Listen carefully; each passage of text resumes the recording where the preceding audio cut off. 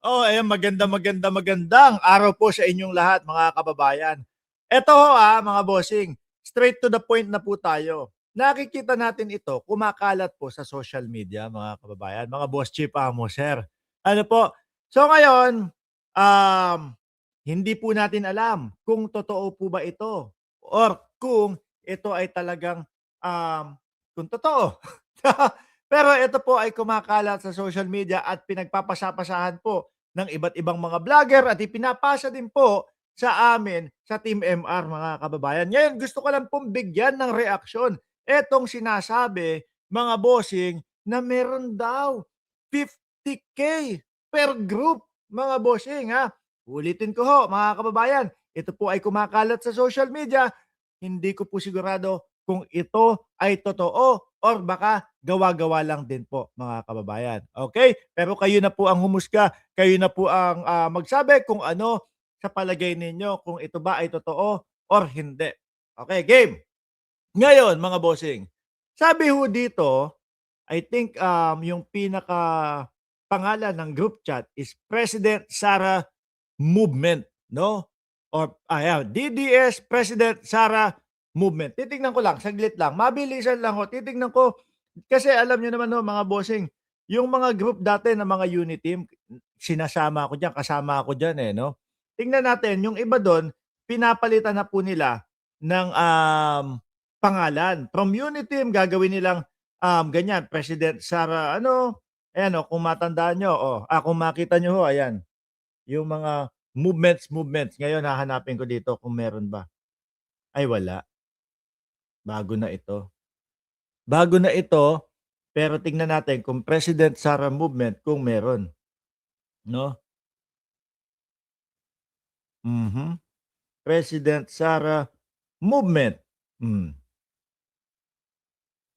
ayun, may nakita ko isa. Anyway ho, mga kababayan, siyempre hindi naman natin makikita kung ano yung, mga pinag-uusapan talaga doon. So ngayon babasahin po natin itong, screenshot, mga bossing, ano po, at sinasabi na meron daw nga pong 50,000 kada group, 'no? Ang sabi dito, "Guys, magpakalat lang kayo ng pagsuporta sa mahal nating pangulo na si Sara Duterte." Umpisa pa lang, Actually, mga 2 taon pa ho, mga bossing, bago, yung halalan. Pero para po sa kanila, pangulo na po si Vice Presidente Inday Sara Duterte, ha. Magpakalat lang ng suporta para sa mahal nating pangulo, sabi do'n. Tapos karuktong pa diyan na nakasulat, yun pong 50K per group po ang hatian ng bawat members. Ay bakit ganyan? Bakit merong hatian? Bakit merong mga pa 50K? Kasi ho, para ho sa akin, mga boss chief mo, sir, eto pong, pagsuporta ko kay Pangulong Bongbong Marcos, mga kababayan, wala naman hong nagbabayad sa akin, eh. No, inisyatibo, sariling inisyatibo ko po, sa pamamaraan ng aking pagba-vlog, eh, naibibigay ko po yung suporta. Bakit po ginagawa ni Mark Ramos 'to? Siyempre ho, mga kababayan, nakitaan po natin, um, ng galing ang ating pangulo at nakitaan po natin ng tunay na gustong magbago ni Pangulong Bongbong Marcos ang bayang Pilipinas. Kaya ho, mga kababayan, tayo ay buong puso na sumusuporta at ini-spread natin sa mga kababayan natin yung mga magagandang mga proyekto ni Pangulong Bongbong Marcos at kasama na nga din po diyan, mga bossing, yung pagsasawata natin ng mga pampe-fake news nitong mga DDS. Kaya po tayo ay sumusuporta kay Pangulong Bongbong Marcos upang pangalagaan siya at upang mai-stay natin yung integridad at maipakalat natin kung ano po yung talagang hangarin ng ating Pangulo, mga bossing. Pero yung sasabihin mo, 50K per group, anak ng tinapa na yan. Bakit may ganyan pa dyan? Hindi ba pwede na susuporta ng tunay at wala ng kapalit? Baka naman yung iba diyan ang ginagawa lang, "O sige, kunin natin yung 50K."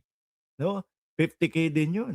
Tapos ang iboto natin ay si Bongbong Marcos, sa pagka Vice Presidente at Leni Robredo sa pagka-presiden ay naku po, Hindi ho, kaya naisingit ko ho 'yan mga kababayan, kasi 'yan po yung mga maiinit po na nagiging tambalan. Simula ho, nung sumigaw o nung simula po nung nagpa-press conference si Vice Presidente mga bossing at sinabi niya, "Ako ay tatakbo sa pagkapangulo." Tapos eto, isa-isa na din pong naglalabasan yung mga ganito.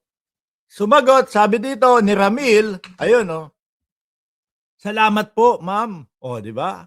Basta po ipagkalat natin ang paninira sa Bobong Marcos. O biruin niyo 'yan. Pangit yang ganyang estratehiya.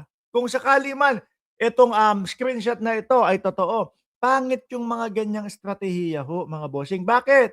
Eh, mabubuko at mabubuko, eh. Kasi yung mga proyekto ni Pangulong Bongbong Marcos at yung hangarin na masugpo po ang katiwalian at masugpo po, yung mga korap sa gobyerno natin ay kitang-kita at lantaran ho. Kaya mahirap masira si Pangulong Bongbong Marcos. Hanggang ngayon ho, mga kababayan, makita nyo, no, pilit nilang pinapabagsak, pilit nilang sinisiraan, pero ano ang mas naniningkad o mas lumalabas?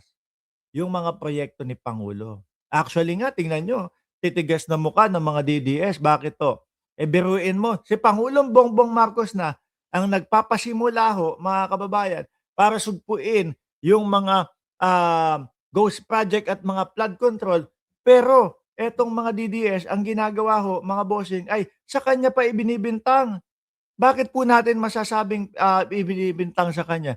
Kasi wala naman po silang maipakita ni katiting o ni isang ebidensya laban kay Pangulo.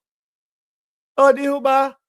Ngayon, basta po ipagkalat natin ang paninira sa Bobong Marcos, maghintay lang po kayo, ng next na gagawin sa susunod na araw. Aba, may instruction pa, ha?